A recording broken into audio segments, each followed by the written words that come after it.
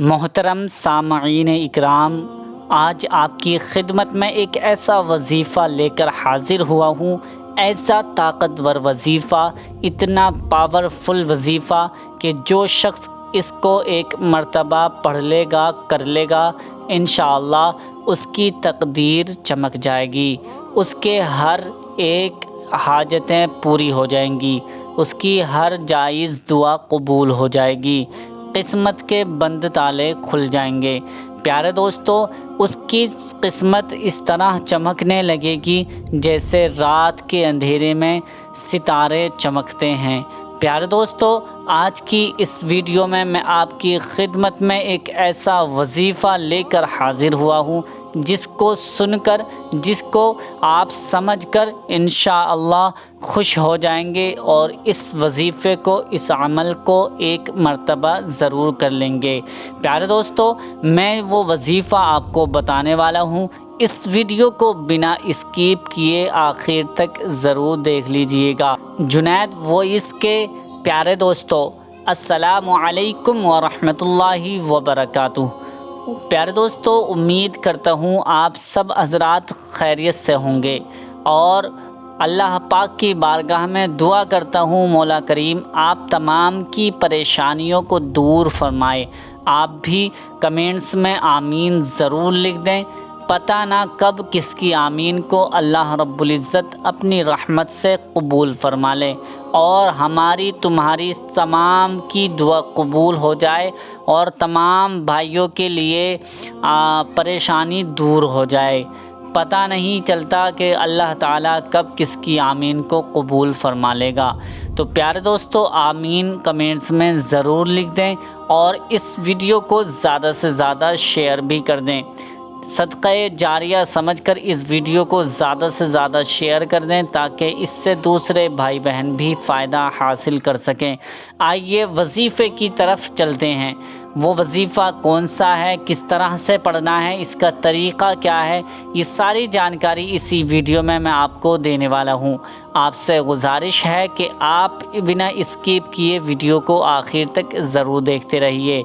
پیارے دوستو، کبھی بھی آپ کو کوئی مصیبت آن پڑی ہوگی یا آپ نے وظیفے وغیرہ بہت زیادہ پڑھے ہوں گے، آپ نے عملیات بھی کیے ہوں گے، عمل بھی کیے ہوں گے، لیکن یہ جو وظیفہ میں بتانے جا رہا ہوں یہ سب سے الگ وظیفہ ہے اور اس کا طریقہ بھی سب سے الگ ہے، اور اللہ تعالیٰ کب کس کے ذکر کو قبول فرما لے کوئی نہیں جانتا۔ اس لیے ہر مومن کو چاہیے کہ وہ روزانہ ذکر و اذکار کیا کرے، کیونکہ 24 گھنٹے میں کوئی ایسا وقت ہوتا ہے جس میں ہماری دعائیں قبول ہو جاتی ہیں، منہ سے نکلی بات پوری ہو جاتی ہے۔ تو اس لیے ذکر و اذکار کرتے رہنا چاہیے، وظیفے پڑھتے رہنا چاہیے۔ کب کون سا وظیفہ کہاں کام کر جائے یہ کوئی نہیں جانتا ہے۔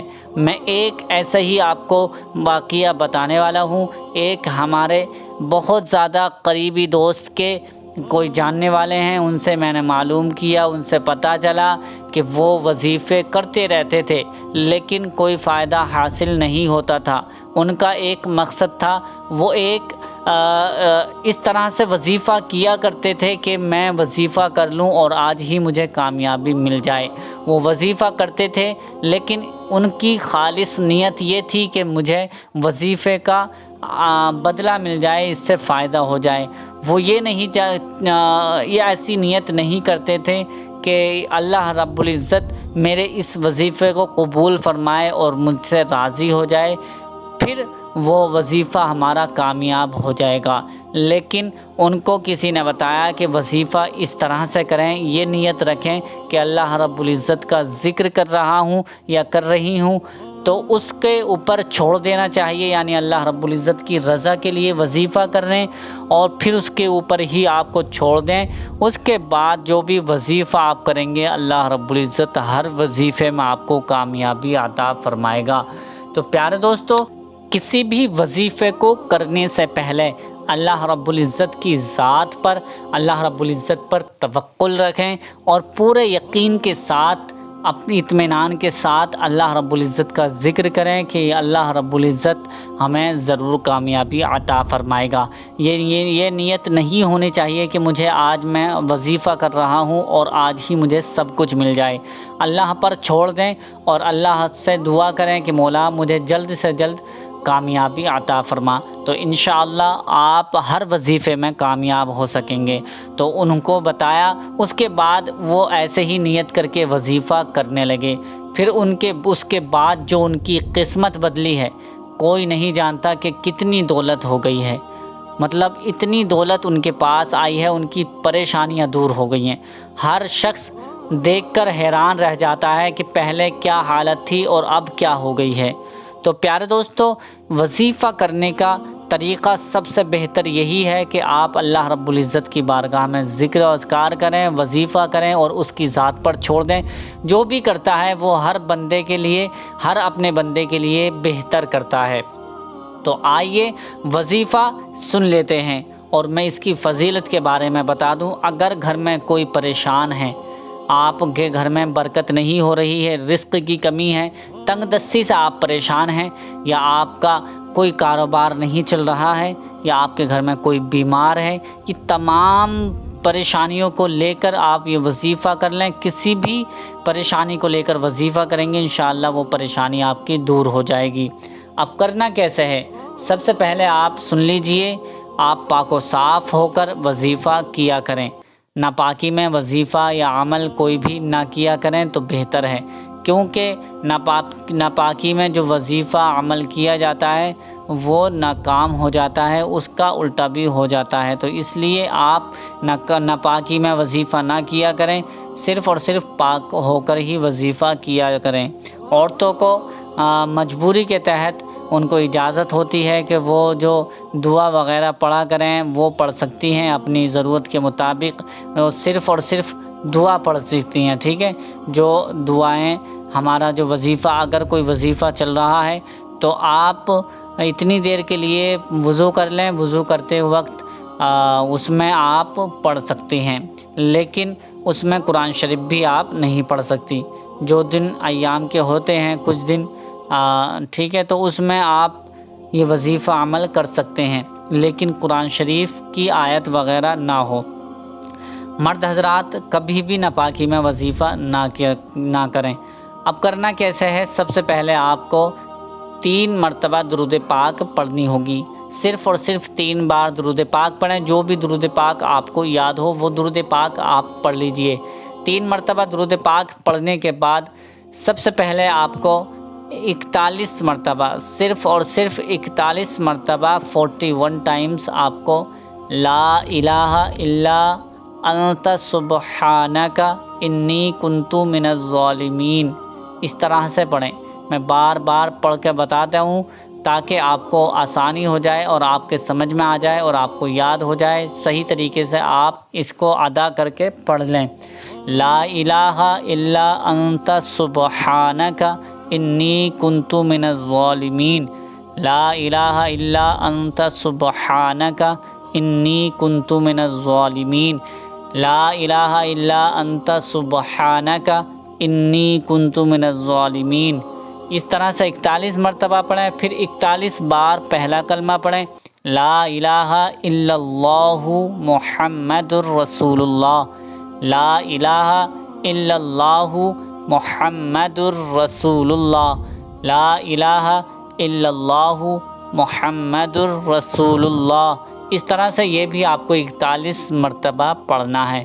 پھر اس کے بعد 41 مرتبہ اللہ پاک کا یہ صفاتی بابرکتی جلالی نام آپ کو پڑھنا ہے، یا ربنا یا ربنا یا ربنا یا ربنا یا ربنا یا ربنا۔ اس طرح سے یہ بھی آپ کو 41 مرتبہ پڑھنا ہے۔ یہ تینوں چیزیں آپ کو ملا کر پڑھنی ہے 41 مرتبہ۔ آیت کریمہ بھی 41 مرتبہ پڑھنا ہے، پہلا کلمہ بھی آپ کو 41 مرتبہ پڑھنا ہے، اور اللہ تعالیٰ کا یہ صفاتی ببرکتی نام بھی 41 مرتبہ آپ کو پڑھنا ہے۔ जैसे ही 41 मरतबा तीनों चीज़ें हो जाएंगी, फिर उसके बाद 3 मरतबा वही दुरूद पाक पढ़ें जो आपने शुरू में दुरूद पाक पढ़ी थी। अगर दुरूद इब्राहिमी याद है तो दुरूद इब्राहिमी ही आप आगे पीछे 3-3 मरतबा पढ़ लें, ये सबसे बेहतर और आला दुरूद है। प्यारे दोस्तों, अगर जैसे ही ये वजीफ़ा मुकम्मल होगा तो आप अपने सीने पर दम कर लें। सीने पर दम करने के बाद हाथ उठाकर अल्लाह पाक की बारगाह में इस तरह से दुआ करें, ऐ मौला, मैंने जो ज़िक्र और अस्कार किया है इसमें तू बरकत अता फरमा, इसको कबूल फरमा और मेरी तमाम परेशानियों को दूर फरमा, तमाम भाइयों की परेशानियों को दूर फरमा, फ़िलिस्तीन वालों की परेशानियों को दूर फरमा। इस तरह से दुआ करें। फिर अपने लिए ख़ास बिलखुसूस हमारे घर में जो परेशानियां चल रही हैं या आपका जो भी मकसद है उसके लिए दुआ करें। अल्लाह रब्बुल इज़्ज़त अपने हबीब सल्लल्लाहु ताला अलैहि वसल्लम के सदक़े तुफ़ैल से आपकी हर जायज़ दुआ को कबूल फरमा लेगा। प्यारे दोस्तों, अब इसका तरीक़ा आपने समझ लिया। आपको पढ़ना कितने दिन है? कम से कम आपको ये 3 दिन लगातार पढ़ना है, यानी बीच में आपको कोई भी नागा नहीं करना है, कोई भी छुट्टी नहीं करनी है। जैसे आज पढ़ लिया है, कल को भी पढ़ना है, फिर अगले दिन भी आपको पढ़ना है।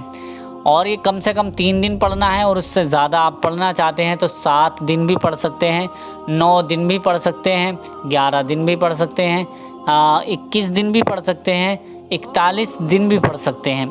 इस तरह से जितना चाहें इतना पढ़ सकते हैं, लेकिन बीच में कोई नागा ना हो।